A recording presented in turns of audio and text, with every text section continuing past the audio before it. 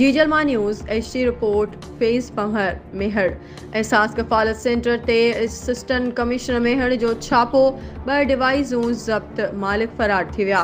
मेहर जी community centre में मुक़रर एहसास कफ़ालत सेंटर ते पैसनि जी गैर क़ानूनी कटौती जी शिकायतुनि ते असिस्टेंट कमिश्नर मेहर सईद गज़नफ़र हुसैन शाह एहसास कफ़ालत सेंटर में मेहर पहुंची गैर क़ानूनी कटौती करण जे इल्ज़ाम में 2 डिवाइसूं ज़ब्त करे खेनि गिरफ़्तार करण जो हुकुम ॾिनो, पर सेंटर ते मुक़रर थियल पुलिस एहलकारनि जी सुस्ती सबबि 2 डिवाइस होल्डर फ़रार थी विया। असिस्टेंट कमिश्नर मेहर पारां पुलिस इंतज़ामिया समेत पैसनि जी कटौती करण ते अमले मथां कावड़ जो इज़हार कयो।